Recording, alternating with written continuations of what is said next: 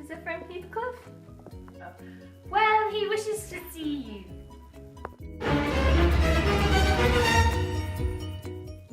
Oh, Kathy! Oh, my life! I cannot bear it! What now? You and Edgar have broken my heart, Heathcliff. You have killed me and thriven on it, I think. I care nothing for your sufferings. Why shouldn't you suffer? I do. Will you forget me? Will you be happy when I'm in the earth? Don't torture me till I'm as mad as yourself. Are you possessed with a devil to talk to me in that manner when you are dying? You know you lie to say I have killed you, and Catherine, you know that I could as soon forget you as my existence. I shall not be at peace. I'm not wishing you greater torment than I have, Heathcliff. I only wish us never to be parted. You never harmed me in your life. Nay, if you nurse anger, that will be the worst to remember than my harsh words. Won't you come here again? Do. Oh, you see, Nellie, he would not relent a moment to keep me out of the grave. That is how I'm loved. Well, never mind. That is not my Heathcliff. I shall love mine yet. Take him with me. He's in my soul. Do come to me, Heathcliff. Why did you betray your own heart, Kathy? You have killed yourself. What right had you to leave me? What right, answer me, for the fancy you felt for Linton? Let me alone. Forgive me. It is hard to forgive. Kiss me again.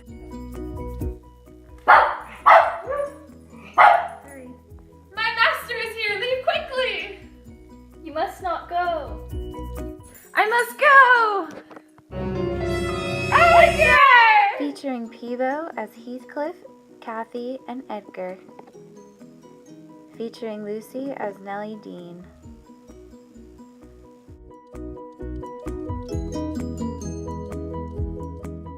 Now I will be discussing some key passages from Wuthering Heights. The first passage is from the end of the novel. I lingered round them under that benign sky, watched the moss fluttering among the heath and harebells, listened to the soft wind breathing through the grass, and wondering how anyone could ever imagine unquiet slumbers for the sleepers in that quiet earth. This quote perfectly concludes the novel, as it infers there is a happily ever after.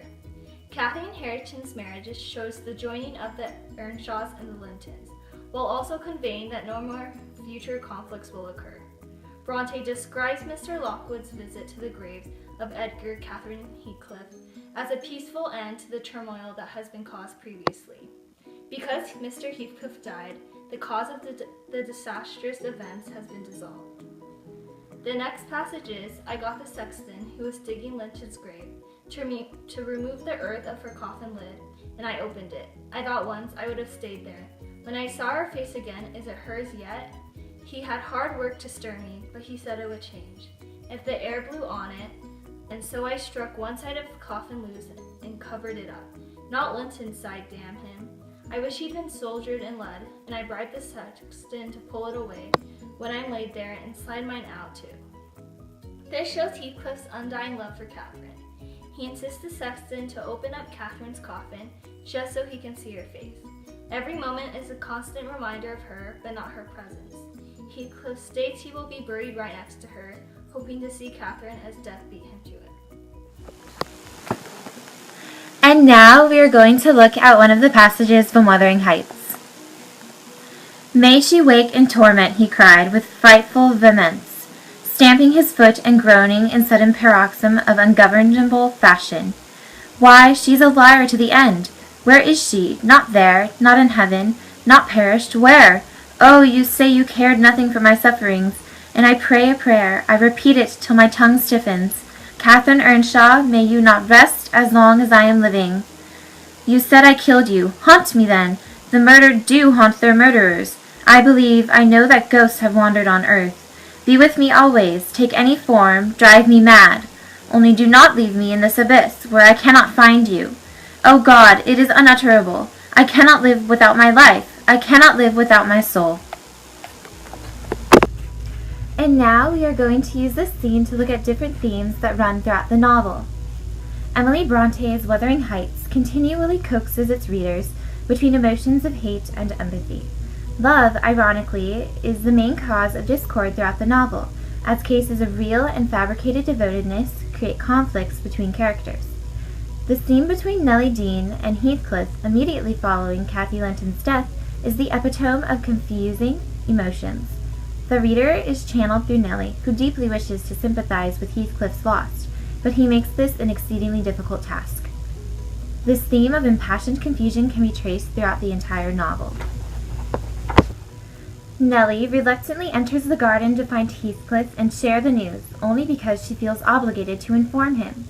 She finds him in a state of shock, and he chastises her for crying and claims that Kathy wants none of your or Nellie's tears.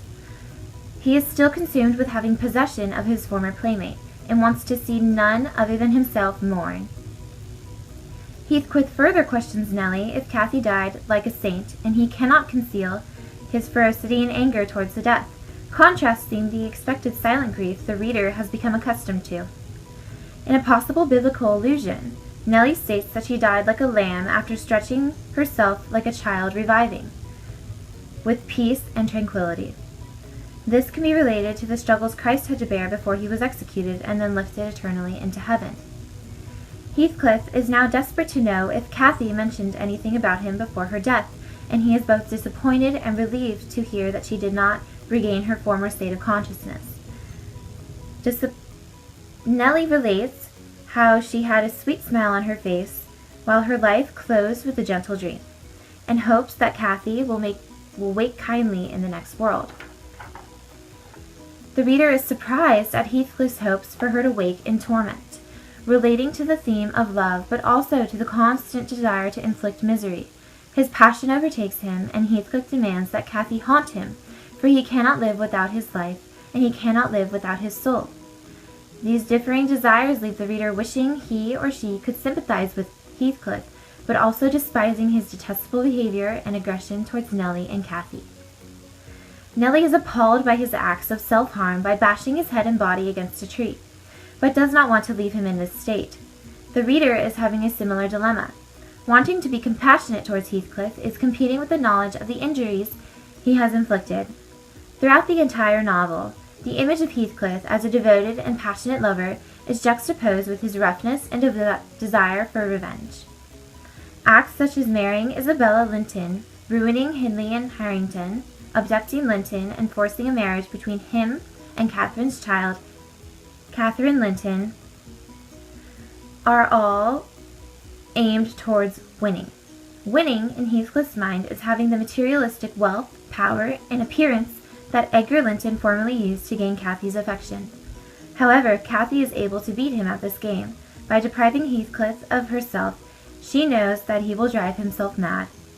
Still in love with him, Kathy wills herself to death out of pride and narcissism. Both characters are overtly contemptuous, refusing to admit their former mistakes and live their lives ruining others as compensation.